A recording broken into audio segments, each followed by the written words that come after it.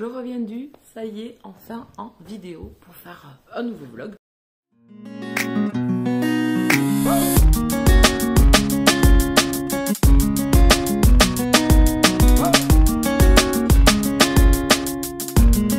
De quoi on va parler? On va parler comme d'habitude, hein. Lecture, série, peut-être quelques petits trucs que je me suis acheté. Enfin voilà, comme d'habitude, on va papoter ensemble. On est le mercredi, je sais plus, mercredi 18 mai. Donc voilà, vous voyez un petit écart entre les deux vidéos là de vlog. Il était temps que je vienne vous parler. La dernière fois que je vous ai laissé, j'étais dans Panique à Walbourg, Bigoudi et Petites Enquêtes. C'était génial. Franchement, je me suis régalée avec cette lecture. C'est de la chiclite feel good, enfin, je ne sais pas trop comment vous l'appelez, mais un peu cozy mystery contemporain. On est avec une jeune femme qui s'appelle Léopoldine Courtecuisse, qui est coiffeuse dans une toute petite ville dans le nord-est de la France, et qui rentre un soir de son salon qui fait partie de l'hypermarché de la ville. Elle a son salon dans la galerie marchande. Elle rentre à son véhicule et elle découvre un cadavre d'une personne qu'elle connaît, bien évidemment, puisque dans cette ville, tout le monde se connaît, tout le monde se confie un petit peu à la coiffeuse. Voilà, c'est on va dire la psychologue du village où tous les potins sont racontés, on sait tout sur tout le monde. Léopoldine est une férue de séries télé policières. Elle aurait rêvé d'être enquêtrice et donc elle va se mêler de l'enquête. En plus, un nouveau gendarme prend ses fonctions dans la ville, Quentin, et entre eux, bon, ça va être assez mouvementé dans le début. Et ça crée du coup ce duo d'enquêteurs pour ce premier volet, puisque c'est un tome 1. Le tome 2 sort en octobre 2022. J'ai hâte, il est certain que je lirai la suite.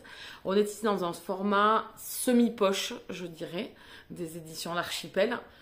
Il est pour la maudite somme de 14 €. Franchement, allez-y, foncez. Si vous voulez une lecture pour l'été, fraîche, détente, drôle, touchante aussi un petit peu.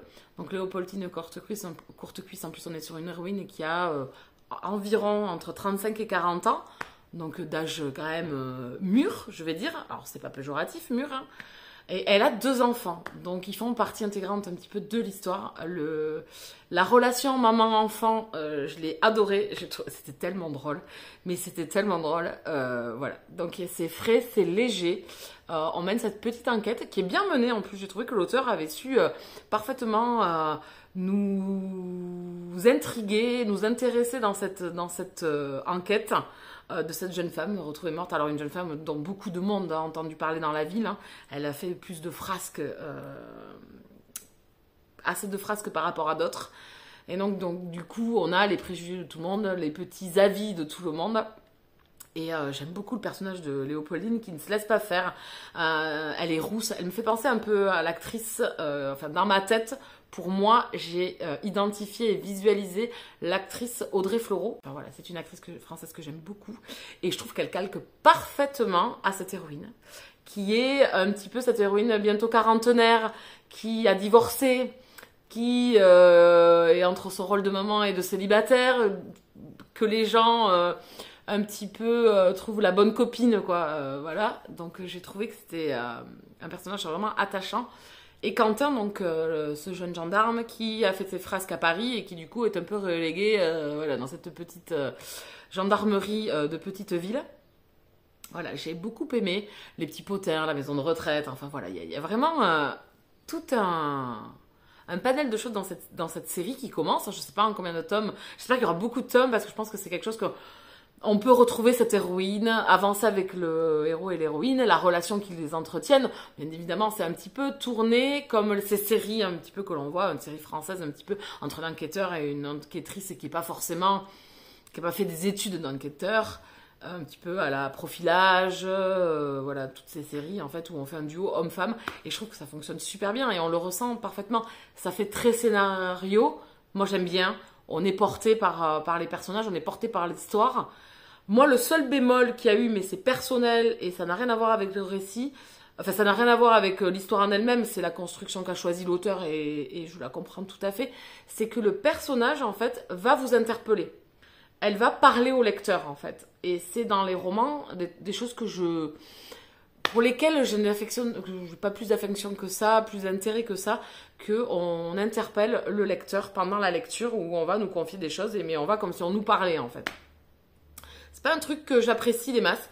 Donc ça, j'ai tiqué au tout début, je vous en ai parlé dans la fin du dernier vlog que je vous ai fait. Et en fin de compte, je l'ai oublié assez rapidement et je m'y suis fait. Voilà, il fallait peut-être aussi que je m'apprivoise le récit, l'héroïne, la façon dont l'auteur a décidé d'interagir avec cette héroïne.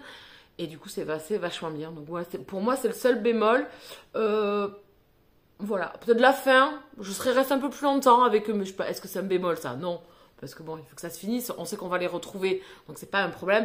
On va les retrouver sûrement sur d'autres enquêtes. En tout cas, si vous voulez quelque chose pour cet été, franchement, c'est parfait à partir de maintenant. Là, c'est parfait. Allez-y, ou toute l'année, hein, mais là, si vous voulez des choses sur le transat, détente, qui vont vous donner le sourire, où vous avez envie de retrouver ces deux personnes, parce que vous avez envie, bien évidemment, et quand vous êtes fan de romance, que la relation entre les deux personnages évolue. Ce que j'ai aimé, c'est que ça prend son temps aussi. On n'est pas sur un premier tome où ils se regardent, ils tombent amoureux, pas du tout. On est vraiment sur un duo d'enquêteurs avec un soupçon léger de romance derrière. Oui, voilà, Léopoldine, elle se pose plein de questions, mais c'est hyper bien amené. C'est hyper bien amené, le duo fonctionne très bien. On a Quentin aussi, c'est en plus un point de vue alterné, même si on a plus souvent Léopoldine que Quentin. Mais on a aussi le point de vue de Quentin, donc on sait en fait qu'est-ce qu'il pense. Et ce que j'aime, c'est que ça a un côté réaliste. Tu rencontres pas quelqu'un et tu tombes pas... voilà, des fois, ça prend du temps, il faut apprivoiser les caractères, les personnes, la différence de caractère et de personnes aussi. Donc du coup, ça matche super bien. Donc vraiment, j'avais vu des avis très positifs revenir sur ce roman. Ben, j'en fais partie aussi. En tout cas, me reverrai avec la suite parce que je me suis régalée. C'était parfait, en plus c'était une période où, voilà, niveau lecture, c'est un peu en dents de scie, hein, vous le savez depuis quelques temps. Ouais, ça fait bien 6 mois, je pense, je lis beaucoup moins. Mais là, je me suis régalée, je l'ai bouffé. Hein. Je l'ai bouffé. Bon, après, c'est très aéré, ça se lit très vite. On alterne les chapitres assez rapidement. Si vous aimez ça, voilà, des points de vue alternés, des chapitres voilà, qui vraiment s'enclenchent super bien. Vous avez envie de continuer avec ces personnages. Ce roman est fait pour vous. Voilà, en tout cas, moi, c'était excellent. C'est un bon 18 sur 20. Voilà, j'ai hâte de poursuivre avec ces personnages. C'est drôle, voilà, c'est vraiment de chiclite. Hein. C'est de la chiclite. Feel good, cozy mystery. Voilà, dans le cozy mystery, on a toujours un petit peu ce côté un petit peu. C'est des enquêteurs qui ne sont pas enquêteurs en fait, donc ils font des. Voilà, ils ont leur façon de penser. Ils sont des fois, voilà, elle est coiffeuse. Enfin, vraiment. Bon, je sais pas quoi vous dire de plus pour essayer de tenter ce roman. Si vous avez l'occasion, foncez. Voilà, moi En tout cas, il est certain que je lirai le tome 2. Voilà. Et ensuite, on passe à la lecture commune du mois de mai. Et c'était la saga Witch and God de Leaf Stone. Donc la tome 1, c'est Ella la promise. On est ici dans de la mythologie remaniée à notre époque, en contemporain. C'est de la romance. Donc c'est de la romance fantastique. Où la romance prime bien évidemment sur l'histoire. Mais on a quand même un univers très étoffé. On va suivre ici des sorcières et les dieux de l'Olympe. Voilà. Et donc tout ça, ça va faire un bel univers assez étoffé, très bien décrit par l'auteur. J'ai trouvé qu'elle le maniait très très bien. Alors, si vous n'êtes pas familier de la mythologie, effectivement, peut-être que ça fait beaucoup de personnages à appréhender. Mais elle trouve toujours le moyen, sans en faire trop leçon 10 de mythologie, vous indiquer quel rapport ces dieux ont entre eux. Et quel mythe leur est raconté. Enfin, ça y est, je trouve plus mes mots. Quel mythe leur correspond. Voilà. Donc, moi, j'ai pas été perdue parce que bon, c'est quand même les dieux les plus connus. Hein. Et des sorcières. Donc, en fait, on vous explique, pour vous faire vraiment un résumé vraiment succinct au tout début, pour vous expliquer un peu la mythologie. Les sorcières et les dieux ont été en conflit. Une guerre a éclaté. Et les dieux ne peuvent plus monter sur l'Olympe. Donc ils sont sur Terre, et ils sont à notre époque, et ils vivent parmi les humains. Les sorcières, pareil, mais elles vivent quand même dans leur covent, donc elles sont quand même de leur côté. Et donc Ella, notre jeune fille, va à l'université, puisque elle fait partie du Coven des sorcières, mais n'a pas de pouvoir. Et elle va devoir aider sa communauté de sorcières.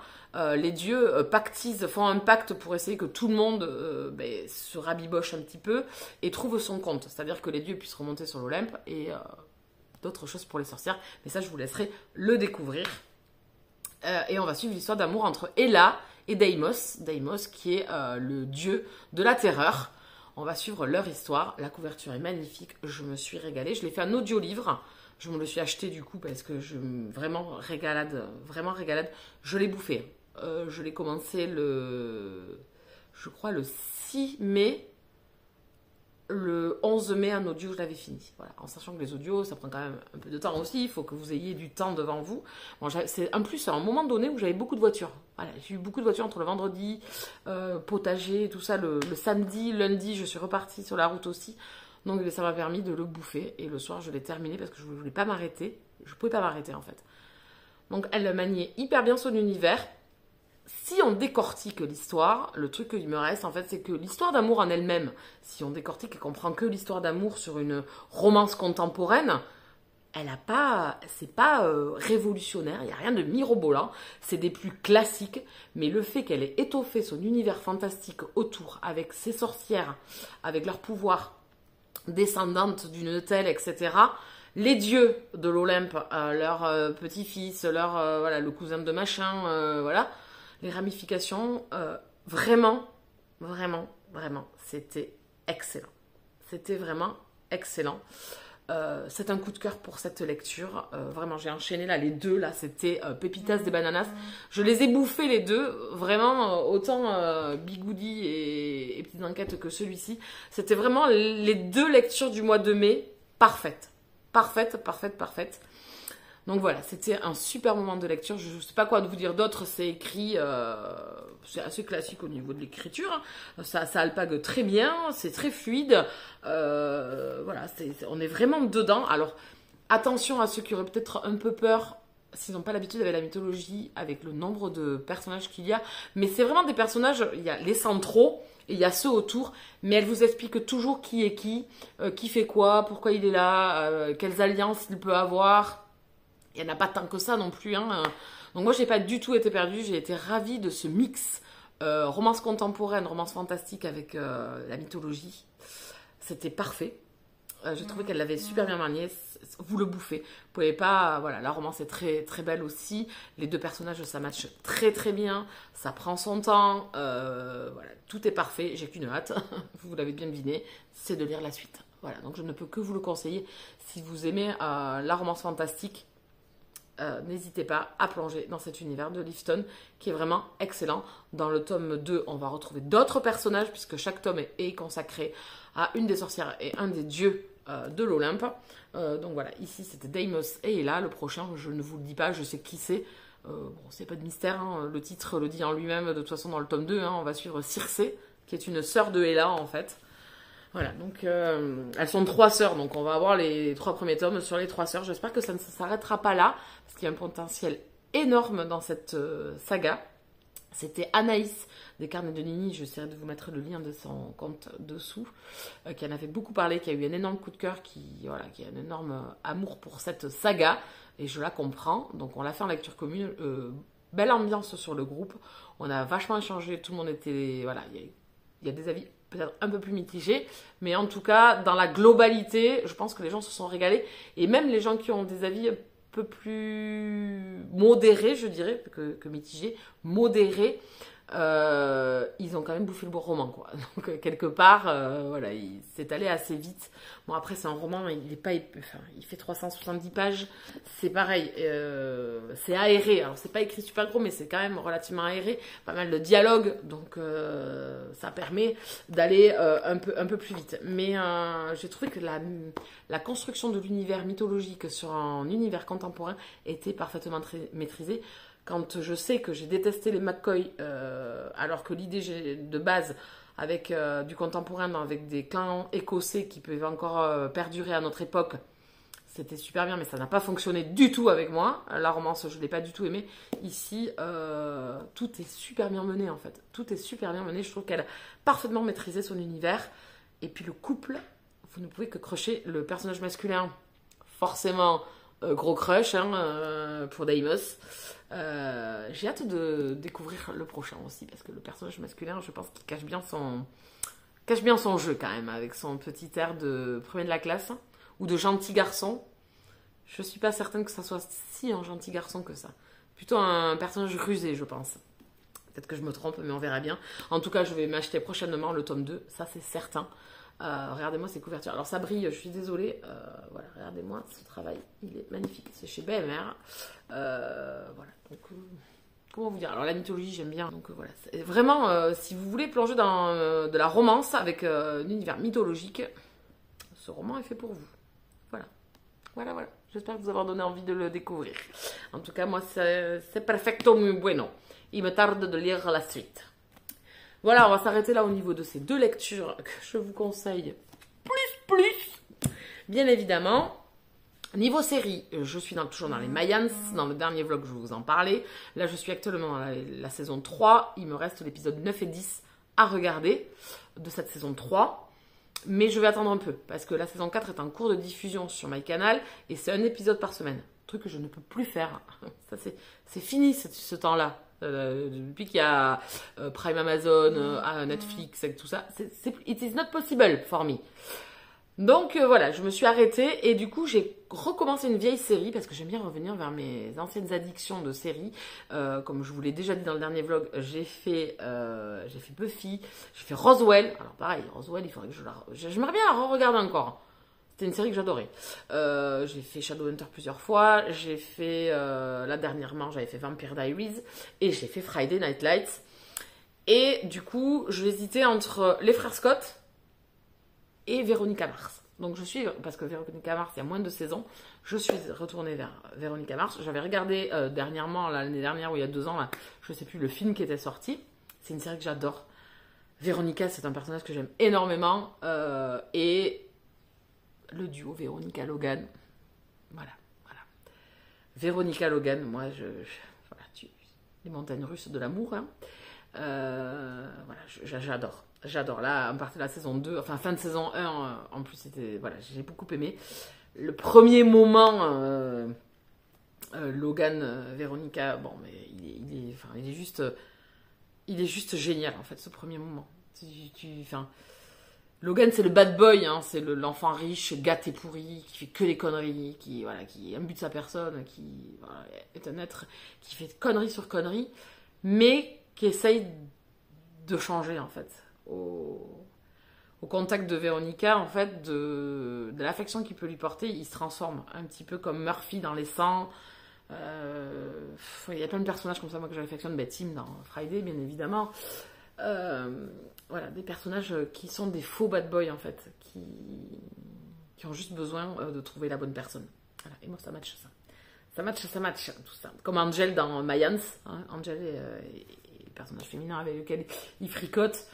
Voilà, et puis alors dans les Mayans, ça, ça part comme je veux pas, pour Angel, justement, donc je suis un peu... Voilà, et les Mayans, ça se passe super bien, même si je suis moins dedans dans la saison 3, mais les 2 premières saisons, j'ai kiffé. Les 2 premières saisons, je les ai adorées. Vraiment, j'ai trouvé que ça a fonctionné vachement bien, avec ce cartel de drogue et ces révolutionnaires mexicains, j'ai trouvé que c'était génial. Là, la saison 3, je suis un peu plus mitigée. J'attends de voir comment les choses vont tourner. En plus, elle tourne pas super bien pour le personnage d'Angel, que j'adore. Donc, on verra bien. Voilà pour les séries actuelles du moment. Donc, Véronica Mars, je suis à fond. J'ai regardé la saison 1, donc il y a 22 épisodes. Je l'ai bouffé.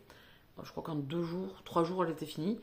Et là, je suis dans la saison 2 et je suis à l'épisode 6, je crois. 5 ou 6. Ou 4. 5, je crois. L'épisode 5 de la saison 2 de Véronica Mars. Je me régale. Moi, je me régale. C'est une série que j'avais adorée à l'époque. Donc, je pense qu'une fois que j'aurai fini les 3 saisons de la série, je me regarderai le film. J'avais bien aimé, mais en fait, c'est pas assez de Véronica, en fait. C'est pas assez... En plus, quand on sait que dans le film, on a avancé dans le temps, on n'a pas envie de les quitter, en fait. C'est un peu comme les Gilmore Girls, quoi. Quand on a regardé la série, ils avaient fait les 4 saisons, là, avec des mini-téléfilms d'1 heure, je crois, ou 1 h 15. Franchement, c'était trop bien de revenir dans cet univers-là quand vous avez aimé des séries comme ça, voilà, puis Gilmore Girls, quoi, voilà. Bon, j'ai fait Supernatural aussi dernièrement, vous le savez, mais j'ai mis un peu plus de temps parce qu'il y a 15 saisons de 22 épisodes, donc là c'était un peu plus... Voilà, et puis il y a eu des saisons qui étaient plus en dents de scie. Voilà, donc je pense qu'une autre série que j'aimerais bien revoir, je sais pas si vous la regardiez, mais qui est une série badass, il y en a deux, parce qu'elles sont sur le même thème, en fait, les deux, c'était Alias et Nikita. Je sais pas si vous les avez regardées, ces séries. Donc si vous n'avez pas regardé Alias et Nikita, Alias, il y a Michael Vartan, donc, qui joue dedans, et il y a Bradley Cooper. C'est au tout début où on a connu l'acteur Bradley Cooper. C'est là où moi je l'ai vraiment découvert dans cette série, puisqu'il a un personnage récurrent de Alias. C'est une série, voilà, on est en plus dans les confins de l'espionnage. J'adore, dans une unité un petit peu borderline. Et Nikita, c'est un peu le même principe en fait. J'avais adoré à l'époque Nikita, hein, cette jeune femme qui travaille pour le gouvernement. Et donc, ils avaient tiré la série Nikita, pareil, avec Shane West. Shane West. Voilà, Le Temps d'un automne. Je ne sais pas si vous l'avez vu, Le Temps d'un automne, il a joué dans Urgence aussi. Enfin voilà, c'est un acteur que j'aime beaucoup. Et le duo Nikita, Michael, je crois qu'il s'appelle dans la série, fonctionne super bien. Voilà, je dis ça, je dis rien. Franchement, Nikita. Donc là, ça serait les deux séries que j'aimerais bien me refaire. Voilà. Je pense qu'après, sur les vieilles séries, je sais plus, les Frères Scott, il me resterait à regarder Esprit criminel, je l'ai fait il y a pas longtemps. Donc, vous voyez, hein, je rattrape. J'aime bien revenir à ces vieilles séries. Je sais pas, elles ont quelque chose. Et elles vieillissent pas. Elles vieillissent pas. À voir Nikita comment ça va faire. Alias aussi, parce que c'est quand même des séries qui sont là. Alias, je le regardais après avoir... Enfin, à la même époque que Buffy, quoi. À peu près. C'est sorti un peu après Buffy. Mais c'est à cette époque-là. Jennifer Garner, ça fait un moment qu'elle est plus dans son personnage. Hein. Donc voilà. Donc j'aimerais bien revenir peut-être à ces séries. Mais il y a les originales aussi. Donc vous voyez mon dilemme. Bon, j'ai de quoi voir. C'est ça. Plus les nouvelles séries sur lesquelles je tombe et que je regarde. Donc bon. On va parler des petites réceptions que j'ai eues. Alors je ne les ai pas toutes reçues en même temps. Hein. Bien évidemment, elles ont été espacées. Elles sont de la même maison d'édition, certes. Mais elles ont été espacées. Donc j'ai reçu Le Chant des coquillages de Sarah Lark. Le premier tome, c'était... alors, est-ce que j'ai une photo du... Oui, voilà, j'ai une photo du premier tome. Le premier tome, c'était celui-ci. Je vais vous le mettre là. C'était Fleur en feu. Qui était le premier tome. On est ici en Nouvelle-Zélande. Et donc, on va retrouver ces deux personnages féminins. C'était deux jeunes femmes. Et on va suivre ces deux personnages. J'avais beaucoup aimé le tome 1. On l'avait lu en lecture commune avec Anaïs. J'avais juste une... Bon, pépite. Pavas qui fait, cette fois-ci, l'autre faisait 600 et quelques... Oh, pareil. Il fait 650 pages. C'est écrit gros, hein. C'est écrit gros. Donc voilà, 650 pages.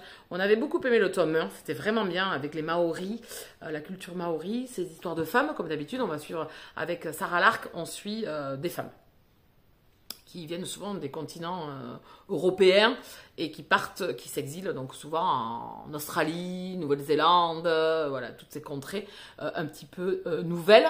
Et ici, ça ne déroge pas à la règle, c'est la même chose. Hein.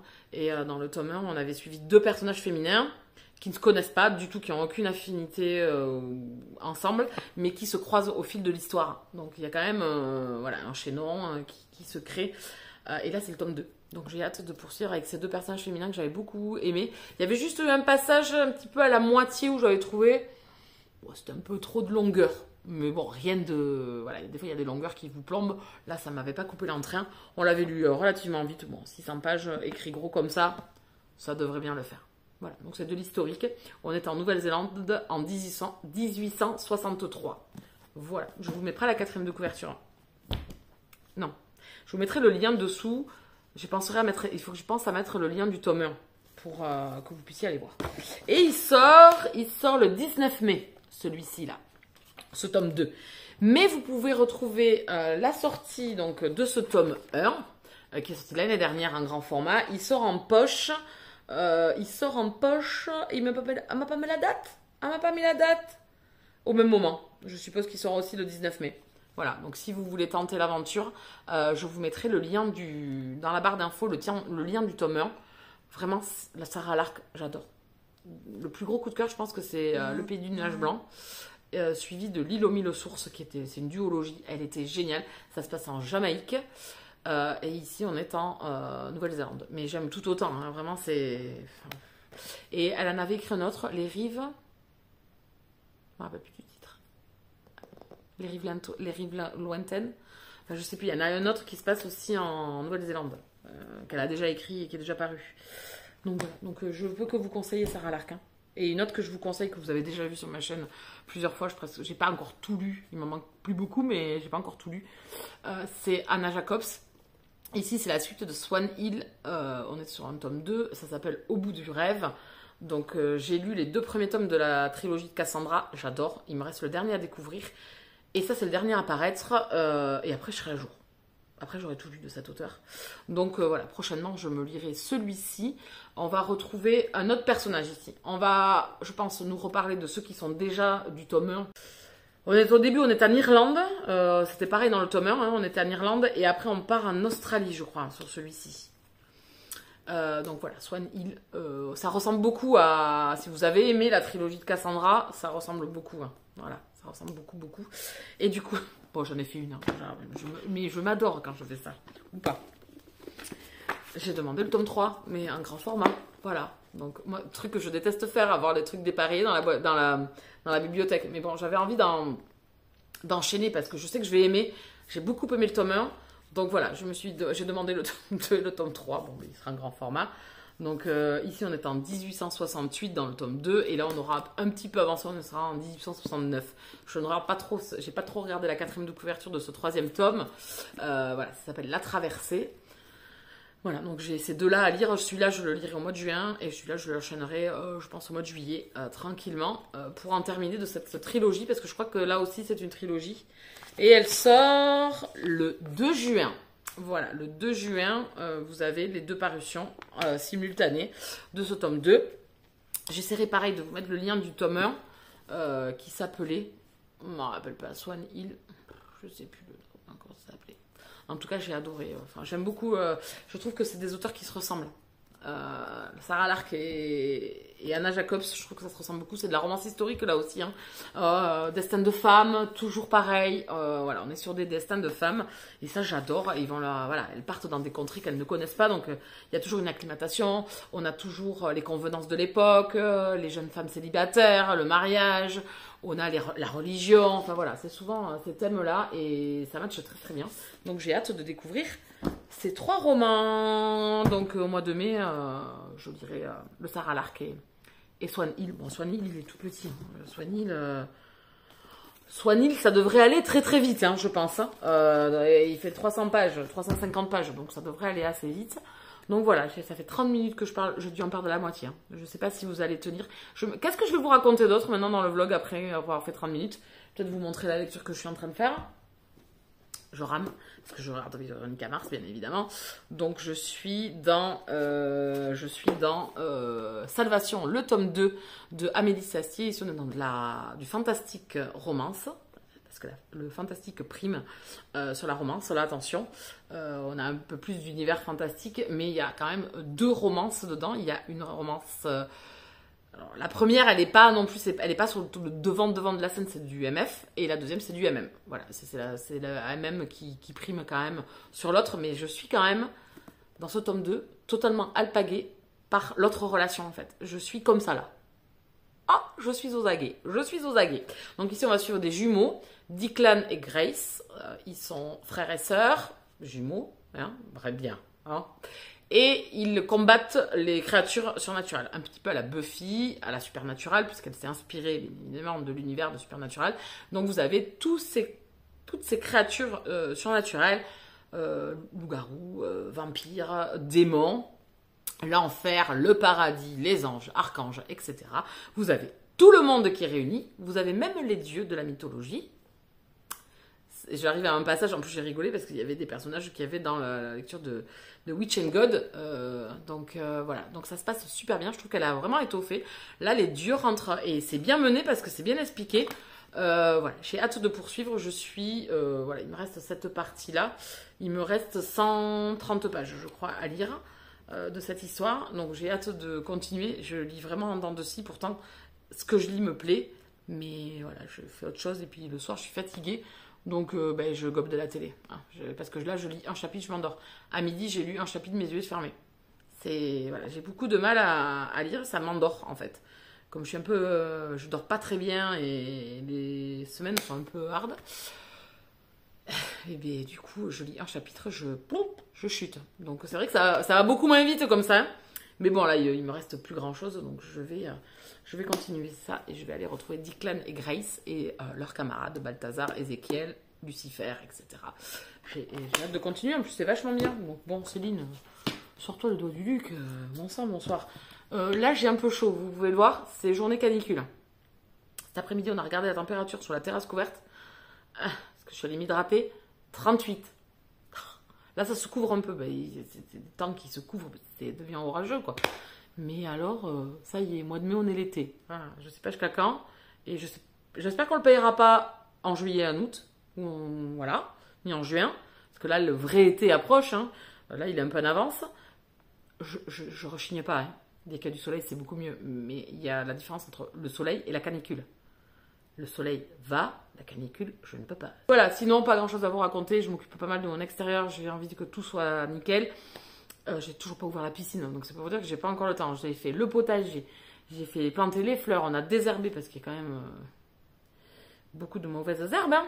On passe plus de temps à profiter de regarder quand c'est joli.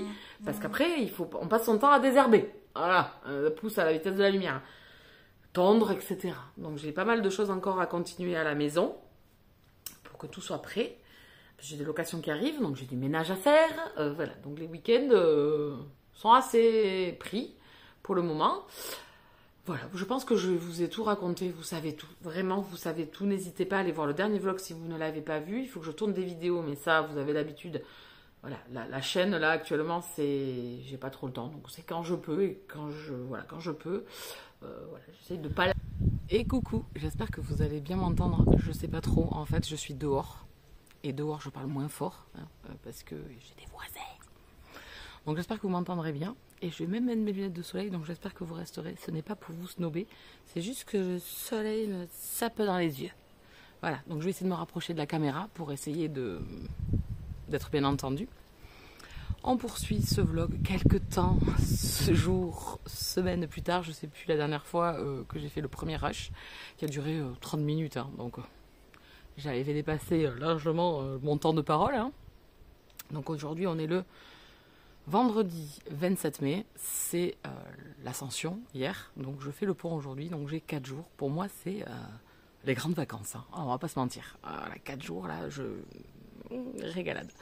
Donc mercredi soir on est sorti un petit peu avec mes copines, on est allé boire un verre et puis on s'est fait une planche de tapas et on est rentré pas trop tard. Hier j'ai rien fait, hier j'ai repos, j'ai dormi beaucoup, ce sera un petit besoin de regonfler les batteries. Et ce matin, donc petit déjeuner dehors parce qu'il s'était voilé, mais il fait bon, il fait chaud même.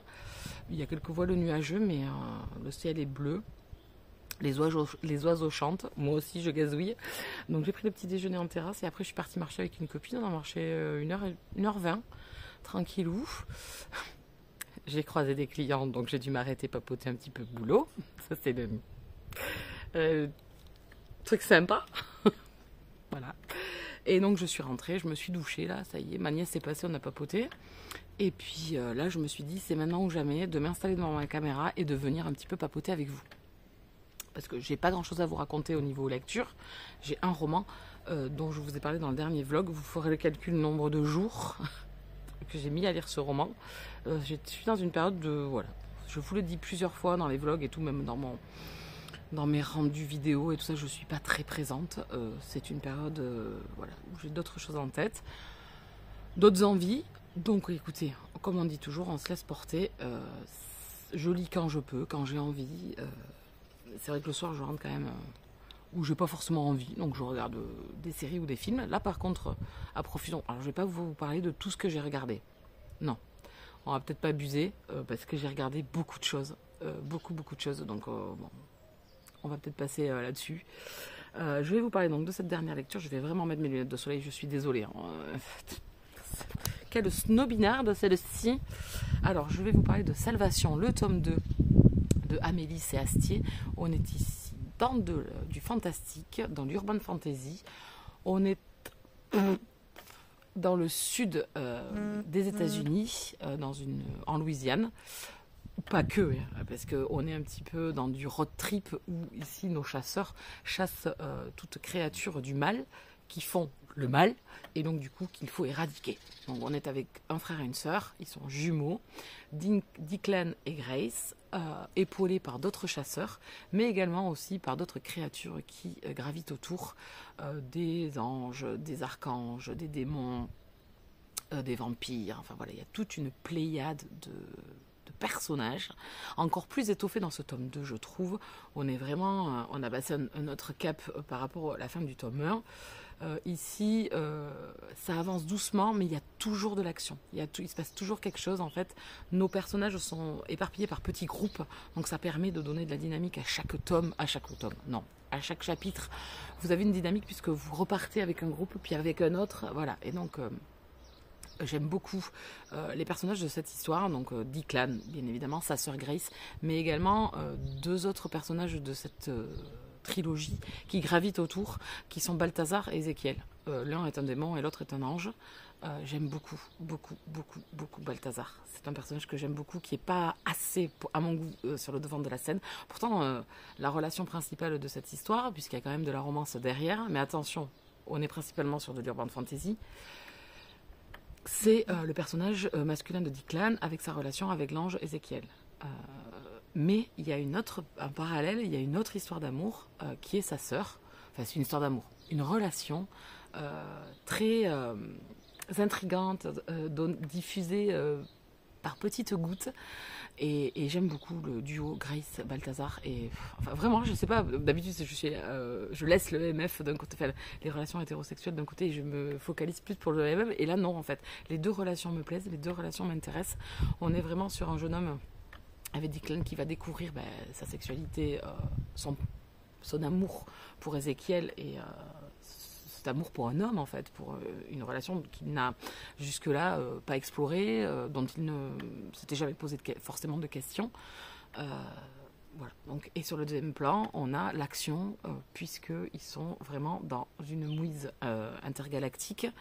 Et j'ai trouvé que l'explication sur les méchants et ce qui nous attend dans ce tome 3 est vachement bien expliqué. Il n'y a pas de lourdeur, c'est très fluide. Elle intègre des personnages mythologiques dont on connaît déjà dans d'autres histoires ou d'autres mythes, et elle le fait parfaitement bien, Amélie. C'est ce que j'ai adoré. Bon, j'ai mis du temps à le lire, parce que comme je vous ai dit, je suis dans une période où no life au niveau lecture, mais j'ai beaucoup aimé cette histoire. Vous êtes embarqués en fait avec ce frère et cette sœur, mais surtout ces personnages qu'il y a aussi autour. Dans ce tome 1, on les découvre, on est dans un arc qu'elle a mis en place pour essayer de nous expliquer un petit peu le passé, parce qu'on les prend, si vous voulez, au bord de la route, mais ils ont déjà vécu plein de choses avant, et donc ça, elle nous l'explique. Dans le tome 1, c'est vraiment un tome plus explicatif sur les deux personnages principaux, ce qui se passe, leurs émotions, leurs relations avec les autres. Dans ce tome 2, on est plus sur l'action, avec ce grand méchant, cette mouise intergalactique où ils sont embourbés, et cette fin bien machiavélique de la part d'Amélie, où elle nous laisse avec une fin de fou, ou un événement que l'on voit arriver, et on se dit, bon, ça va se dépatouiller, ils vont voir les choses, et non. Et en fait, quand elle nous explique un petit peu comment elle a vu les personnages qui font leur entrée, ces grands méchants qui font leur entrée, franchement, c'est trop bien mené. Il me tarde le tome 3, j'espère que ça sera une apothéose. Si vous aimez l'urban fantasy, le fantastique, lisez cette trilogie, parce que vous allez être embarqué.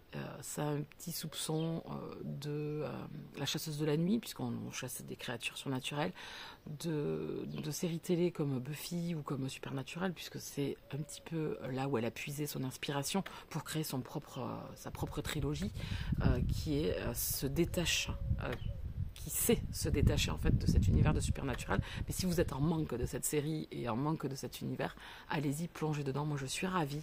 J'ai mis un peu de temps. L'auteur Amélie me l'avait envoyé depuis un petit moment. Comme je lis pas beaucoup, je les prends les uns après les autres. Et puis bon, voilà, j'essaie d'éponger un petit peu mon retard. Mais j'espère vous donner envie de découvrir cette trilogie.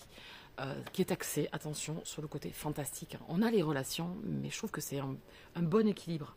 C'est pas une romance fantastique, c'est plus un urban fantasy, un petit peu à la Harley Davidson, un petit peu à la chasseuse de la nuit. Enfin voilà, dans ce type de saga où vous allez suivre des enquêtes menées par les personnages et également au milieu des relations, les relationnels des personnages, histoire, haine, voilà, entre ces personnages.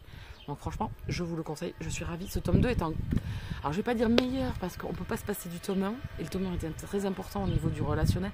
Ici, ce tome 2 est encore différent, je trouve qu'elle a su se renouveler par rapport à son tome 1, et c'est ce que j'aime en fait. J'ai vraiment passé un excellent moment, donc bien évidemment, quoi je vous dis, il me tarde le tome 3, et que je vous le conseille. Voilà, je vais couper là, parce que j'ai une arrivée à la maison, et je reviens je suis toute seule, donc je reviens pour venir papoter. Donc là, ça y est, le ciel c'est tout découvert. Je vais essayer de vous montrer ça.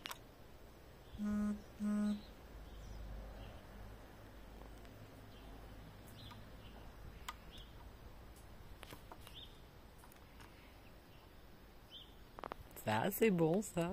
Ça sent l'été. Donc j'avais trop chaud avec l'autre t-shirt qui était beaucoup plus épais. Donc je me suis changé de t-shirt et je reviens avec vous au soleil. Je vais pas y rester 2 heures. J'aime bien avoir la tête à l'ombre. Donc je vais aller me mettre un peu plus à l'abri. Enfin, quoi que je dis ça, faut que je m'occupe de ma piscine. Comment vous dire que j'y vais à reculons? On est presque au début juin, je l'ai toujours pas ouverte. Quand je vois l'état de la piscine, parce que je la ferme, moi je la mets à l'hivernage, donc quand vous rouvrez, hein, c'est vert. Donc il faut que je m'en occupe, que je remonte le pH et qu'après je chlore. Choc pour la faire redevenir d'une couleur plus sympathique pour mettre le peloton dedans. Hein. Voilà. Donc je vais vous parler de ma lecture en cours. Je suis dans Apprends-moi à voler de Sonny Spear aux éditions Bookmark dans la collection Rainbow. Donc ici on est dans un drame. On va suivre Kélan qui a 17 ans et qui fait des travaux d'intérêt généraux dans une patinoire. Et c'est là qu'il va le faire à la rencontre de Adam, qui est patineur artistique, en duo avec une jeune fille. Et donc ils vont commencer à se lier d'amitié ensemble. Voici la base. Après le reste, ce sera à vous de le découvrir. Enfin, je vous en dirai un peu plus quand j'aurai avancé, parce que pour l'instant, je n'ai lu que 90 pages du roman. Donc je suis au tout début. Ça commence très très bien par contre. Vous savez, dans ces romans où vous êtes de suite dedans, où déjà les personnages vous plaisent, vous touchent. Donc du coup, pour l'instant, ce début me plaît beaucoup. Voilà, donc je vais aller continuer tranquillement. Mais sûrement, les en-têtes de chapitres sont vraiment, je vais enlever mon marque-page peut-être, sont vraiment magnifiques. L'objet livre est vraiment très très beau. Je vais vous le montrer en intégralité. Alors je ne sais pas si j'ai essayé d'enlever dans les paramètres l'effet miroir. Enfin, l'effet où vous le voyez à l'envers, vous, je crois. Dans les dernières vidéos, certains m'avaient mis des commentaires, donc merci, parce que moi je m'en étais pas forcément rendu compte en faisant le montage que quand je vous présente le livre, il n'est pas dans le bon sens. Je crois que c'était ça le problème. Dites-moi en commentaire, je sais plus. Je patine dans la semoule là un petit peu ce temps-ci. Donc normalement j'ai défait un des paramètres au niveau de tourner en vidéo. Donc vous devriez voir le livre comme avant. Parce qu'avant je filme avec mon iPad. Et là je filme avec mon téléphone. Donc je pense que c'est pour ça qu'il y a une différence. Donc dis-moi tout. Dis-moi tout. Donc voilà, ça démarre très très bien. C'est une romance contemporaine. Et même, je débute le mois de juin, qui est le mois des fiertés, un petit peu en avance. Hein, voilà, donc avec de la lecture MM, je reviens un petit peu à ce que j'aime. Hein, voilà. Bon, après, j'aime un peu tout. Donc c'est ça un peu le problème aussi des lectures. Donc voilà, donc je suis là-dedans. Petite romance contemporaine MM. Et je vais en profiter de parler du mois des fiertés du mois de juin. Donc sur les lectures LGBTQIR+. Donc je vais peut-être, j'aurais aimé, mais bon, vu mon rythme et tout ça, j'aurais aimé vous faire une petite vidéo pour vous faire une petite sélection de lectures que vous pourriez tenter en lecture LGBT. Mais je vous renvoie quand même dans mes rubriques top. Dans mes tops, vous allez dans les...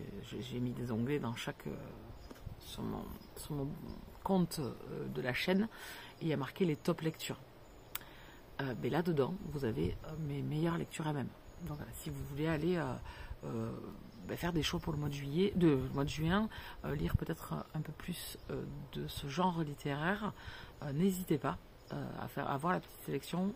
Et je rebondis également, puisqu'au mois de juin, avec le groupe Elle Booktubez-vous, donc le groupe Colonna avec Mumu et Julie, on vous propose de lire Amour au front de Charlie Dark, qui est sorti chez Homo Romance. Donc il faut que je pense à vous mettre ici la photo de cette lecture. Je vais me décaler, peut-être ça serait bien. Donc je vais essayer de vous la... Vous voyez il est beau, hein, mon sang de jardin, il est tout piqué. Donc je vais essayer de vous mettre la photo ici. On est dans de la romance contemporaine avec des militaires. Donc n'hésitez pas si vous voulez venir nous rejoindre. On commence la lecture commune à partir du 10 juin. Aucune obligation de commencer à ce moment-là, mais c'est pour rapatrier les troupes, quoi, entre guillemets. Bah oui, militaire, rattraper, oui. On rapatrie les troupes pour essayer de pouvoir échanger sur le groupe.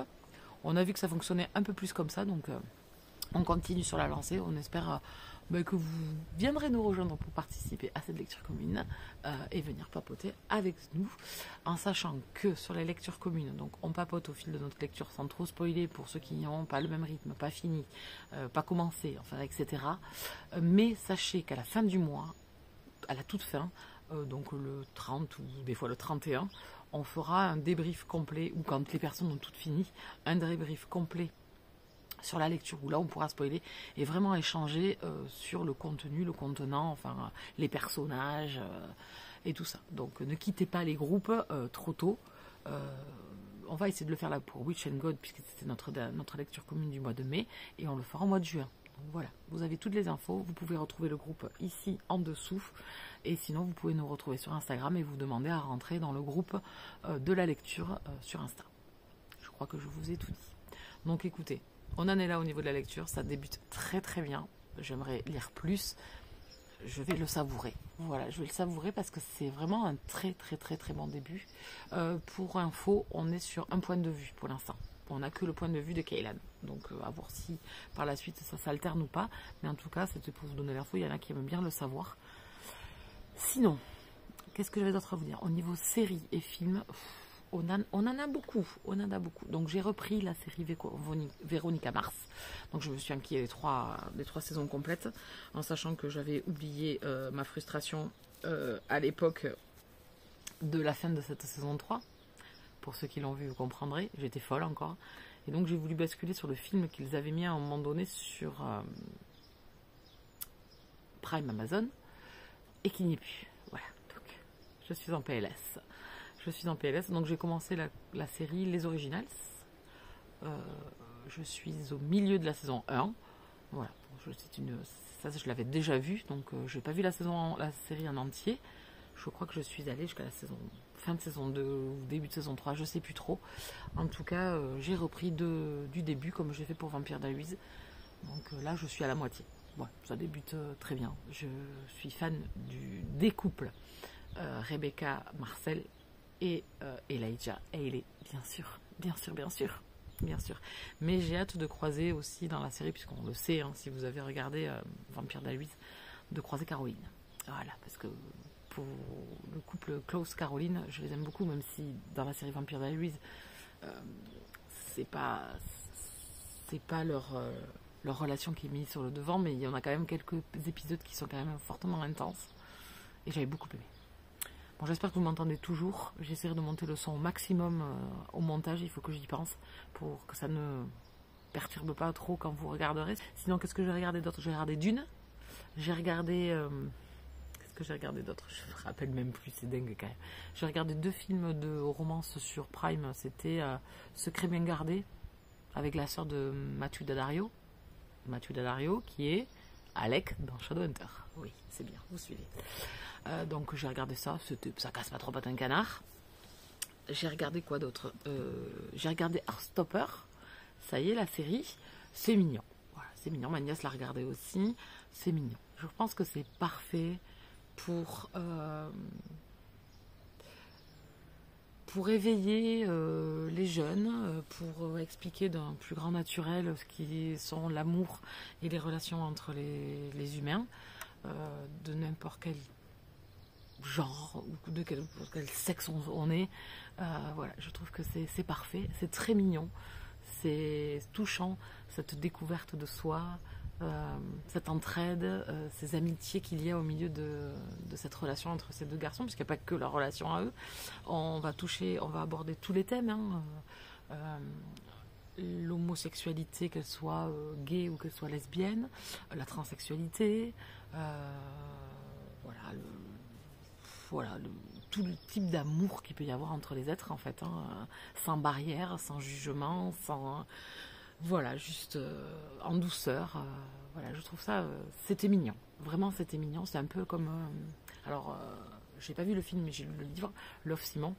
Voilà, on est dans le même style. Hein, c'est quelque chose de jeunesse, voilà. Mais je trouve que c'est bien pour les jeunes enfants qui sortent de l'enfance, mais qui commencent la préadolescence. Et après, pour tout type d'âge, après, derrière, quoi. Mais c'est montré, je pense que ça peut être perçu facilement, sans rentrer dans des grandes explications, mais juste d'avoir une belle normalité des choses et des êtres.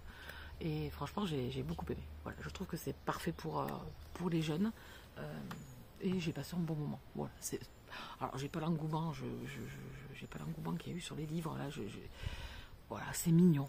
Voilà, c'est mignon. Mais c'est parfait pour éveiller les gens, faire sourire les gens, montrer que l'amour, il a plusieurs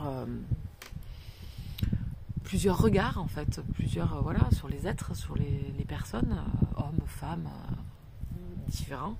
Et ça, j'aime. Et en fait, ce que j'aime, c'est que on montre que chaque personne est différente, mais qu'elle soit différente physiquement, d'orientation sexuelle, mais aussi de caractère. Et c'est ce que j'aime en fait, c'est montrer qu'une normalité,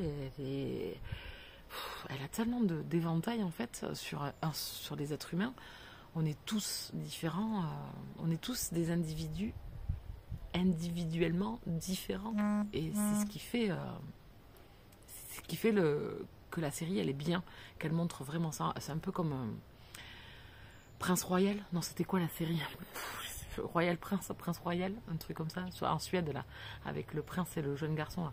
Ben, on est dans le même veine de série, hein, voilà, à montrer, voilà, je trouve que ces deux séries reflètent très bien la jeunesse et l'identité de chacun et la place en fait, parce que l'orientation sexuelle c'est une chose, mais à l'adolescence on a d'autres mots en fait, parce qu'on n'arrive pas à trouver peut-être des fois sa place. Mais qu'on soit, enfin voilà, je pense qu'on a tous nos problèmes au collège ou au lycée, et je trouve que ces séries elles sont bien pour ça en fait, parce que elles surmontent un petit peu les obstacles et c'est ça qui est bien quoi. Voilà, bon, je suis en train de divaguer. Donc voilà, j'ai regardé Heartstopper, j'ai regardé quoi? Heartstopper, pardon, je peux trop le dire en anglais. Qu'est-ce que j'ai regardé d'autre? J'ai regardé plein de trucs, hein, je ne sais plus. J'ai regardé quoi? Donc j'ai regardé Dune. Alors j'ai regardé Dune. Donc Dune, avec des performances d'acteurs de ouf, puisque bon, on a quand même une belle pléiade d'acteurs connus. J'ai passé un bon moment. Je n'ai pas été transcendée plus que ça. J'attends de voir la suite, en fait. Cette première partie est bien. Les scènes sont vraiment magnifiques. Mais j'ai trouvé que... Alors, il dure 2h30. Mais franchement, je me suis dit, mais c'est déjà fini, mais j'ai raté un bout, c'est pas possible. Je trouvais que ça allait, enfin, je sais pas. Le film, il fait 2h30, en fin de compte, je l'ai pas vu passer, et puis je me suis dit, mais ça finit déjà, en fait. Ça finit au moment où vraiment le gros truc va commencer, en fait. Donc là, c'est vraiment un début du conflit, etc. Donc c'était facile, je pense que c'est très facile à regarder. Par contre, je m'attendais à quelque chose de beaucoup plus compliqué, parce que au vu de certains avis sur les romans et tout, alors dans les romans c'est toujours plus difficile, hein, parce que les petits post-it et les petits pense-bêtes c'est toujours plus... Quand il y a beaucoup de personnages comme dans Game of Thrones ou des trucs comme ça, c'est toujours compliqué. Mais en fin de compte, de suivre et de comprendre le récit et tout, c'est voilà, c'est très axé politique, attention. Voilà, on est sur du pouvoir, la conquête... Et franchement, c'était assez sympa. Je ne suis pas plus transcendée que ça, mais j'ai passé un bon moment à visionner avec une performance de Timothée Chalamet. Je trouve que ce jeune, il est... Voilà, il est vraiment éblouissant à l'écran. Il a une pureté et une beauté, je trouve, ce mec. Ouais, je sais pas, vraiment, il passe super bien à l'écran. Et après, on a d'autres acteurs. Hein. Donc, c'est vraiment... voilà, mais je m'attendais à autre chose. Et je me suis regardée également, ça y est, ça me revient, Fast and Furious 9. Oui, parce que je suis... Voilà, c'est mon péché mignon. Fast and Furious, depuis le début. Bah, Paul Walker. Hein. Moi, j'avais regardé le premier parce que j'adore Paul Walker. Bon, enfin bon, c'est un acteur que j'aime beaucoup, donc j'avais commencé la série Fast and Furious et puis j'ai jamais décroché. Voilà, grosse tristesse bien évidemment après la perte de l'acteur. Le film beaucoup plein d'émotions sur la fin en plus, donc là j'ai regardé le 9. Bon alors, je crois que Fast and Furious, plus on monte dans les films, plus c'est du rocambolesque. Alors il n'y a aucune crédibilité, hein. Je préfère l'annoncer parce que je sais que ça va être critique, etc. Mais en fait je m'en fous. Je lève les yeux au ciel, je souffle et tout, mais en fait je m'en fous parce qu'en fait c'est pour les personnages. En fait j'aime tellement certains personnages de ces films que bon, ben Vin Diesel, mais c'est pas forcément le personnage préféré de cette marque, hein, je vais dire, hein, de cette enseigne Fast and Furious. C'est Letty. Je suis une fan de l'actrice. Je la trouve magnifique, je la trouve badass. C'est une actrice que j'aime beaucoup. Je la trouve magnifique. C'est voilà, c'est mon petit crush, on va dire, actrice. Je la kiffe. Je la kiffe et je trouve que dans ce film, elle est vraiment mise en valeur. Elle est magnifique. C'est une bombe. Voilà, des femmes comme j'aime, quoi. Et l'amour qu'ils se portent, Letty et Toretto. Voilà. Le petit côté guimauve. Voilà. Donc j'ai regardé le 9 qui est rocambolesque au possible. Les 2 premières scènes du film. les deux premières scènes. Il passe un pont là. Avec un filet. Enfin, pour ceux qui l'auront vu, je parle juste du filet. Voilà. Je dis ça, je dis rien. Voilà. Donc bon. Voilà. Mais j'aime bien les acteurs qu'il y a dedans. J'aime bien les personnages, en fait, de cette histoire. Tous. Voilà, Ramsey. Enfin, voilà. Puis les femmes sont badass dans ces films. Hein. Il y a eu dans 3 des films de Fast and Furious, Gal Gadot, autre crush féminin. Voilà, je suis amoureuse de cette actrice. Vraiment. Voilà, donc voilà, j'ai regardé ça. Ça m'a fait passer le temps. C'est tout ce que je demandais, donc c'était parfait. Voilà, bon, mais écoutez, j'ai déjà beaucoup parlé, je vais vous laisser. Je pense que je vais clôturer là, comme ça je débuterai un nouveau vlog derrière. Et je vais regarder d'autres choses, mais je ne peux pas parler de tout, parce que je fais vraiment un gobage intempestif là, et c'est pas possible. Donc je vous parle des plus ceux qui me... Voilà. Et au fur et à mesure, je vous parlerai des autres. Voilà. Écoutez, je clôture là, on fait ça. Et j'en ouvre un autre, on fait ça. Comme ça, ça me fera un peu de contenu. Allez, je vous souhaite un beau week-end. Profitez bien, régalez-vous. Voilà, du soleil et des nanas. Et puis, on se retrouve très vite, je sais pas quand. Vous m'en voudrez pas. Vous reviendrez quand même. Hein, vous reviendrez me voir. Vous continuerez à me suivre, même si je suis moins assidue. N'hésitez pas à vous abonner, à mettre un commentaire, à venir papoter sur Instagram si vous avez envie. Et on se dit à très vite. Bisous, câlins.